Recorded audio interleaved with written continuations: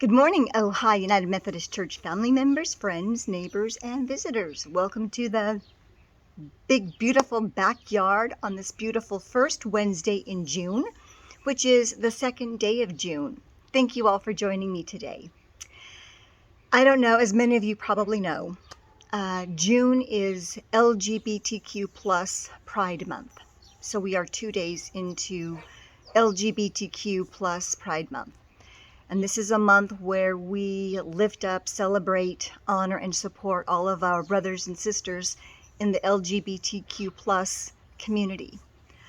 We have similar days and months that we celebrate others. We have Asian Pride Month. We celebrate our Asian brothers and sisters, and our Black, our African American brothers and sisters, and our Latino, Hispanic brothers and sisters. So today and all of those other combined holidays that we celebrate and honor our brothers and sisters made me think of the concept of pride in general. You know, is pride a good thing? Is it a bad thing? What is pride? How do we use pride? So I wanted just to share some thoughts with you this morning about pride. And I thought first I would share, to start off my time of devotion, I'm going to share with you a fable. So here's a quick little fable. One of Aesop's fables concerned a turtle who envied the ducks who swam in the pond where he lived. As he listened to them describe the wonders of the world they had seen, he was filled with a great desire to travel. But being a turtle, he was unable to travel far. Finally, 2 ducks offered to help him. One of the ducks said, "We will each hold an end of a stick in our mouths. You hold the stick in the middle in your mouth, and we will carry you through the air so that you can see what we see when we fly. But be quiet, or you will be sorry." The turtle loved the idea. He took hold of the stick, and away into the sky they went. The ducks flew up and above the trees and circled around the meadow. The turtle was amazed and overjoyed at his new perspective on the world. He marveled at the flowers on the hillside.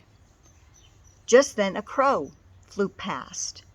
Astonished at the sight of a turtle flying through the air carried by 2 ducks, and looking on with great admiration, the crow said, "What great mind thought of this? Surely that turtle must be the king of all turtles." Well, unable to resist the chance to take credit, which wasn't even his to take, the turtle opened his mouth to shout, "It was me! It was—" But as he spoke, he lost grip on the stick and fell to the ground below. This morning's devotion comes to us from the Reverend Lillian Daniel, and it is entitled, "Is Pride Something to be Proud of?" And the scripture for this morning's devotion comes to us from the book of Proverbs, chapter 16, verse 18, which reads, "Pride goes before destruction, and a haughty spirit before a fall." Here is Reverend Daniel's devotion.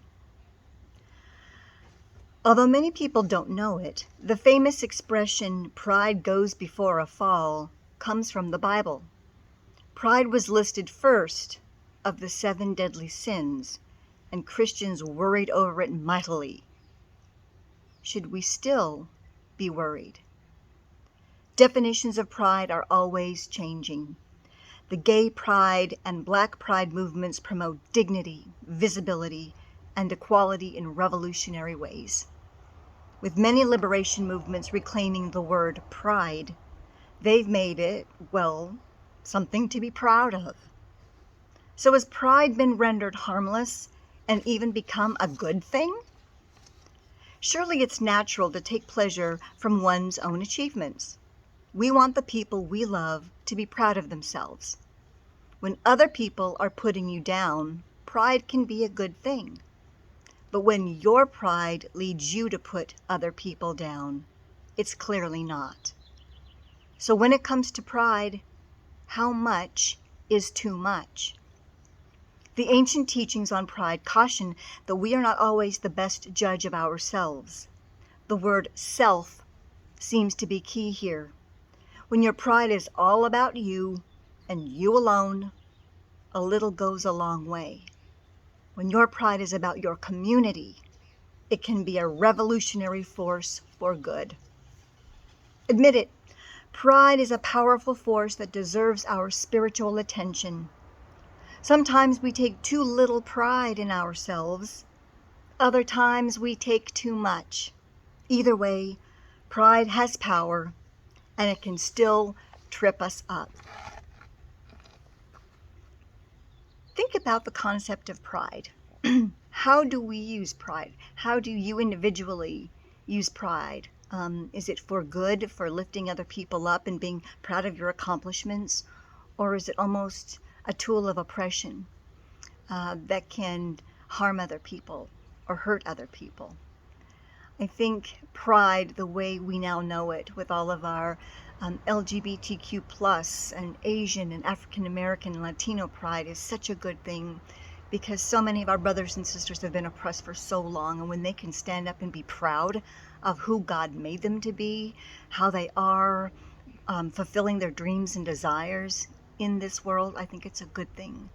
So how can we use pride as a good tool to help ourselves and help others?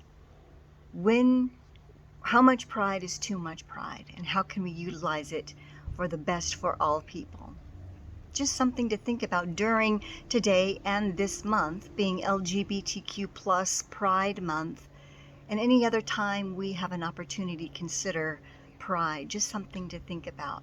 Certainly it's not a bad thing all the time, but then again, it's not a good thing all the time either. As Reverend Daniel said, pride is powerful, and it can still trip us up sometime, how to use it, how much to use, and when to use it for the good of all people, just the way God had intended. I hope you have a wonderful day today. Enjoy this beautiful weather. Have a blessed week and be a blessing to someone else today and this week. I look forward to seeing you all this Sunday and every Sunday at 10 o'clock for our worship, either in the sanctuary or via Zoom. Have a blessed week, everybody, and I will look forward to spending another midweek devotion with you next week. Bye-bye.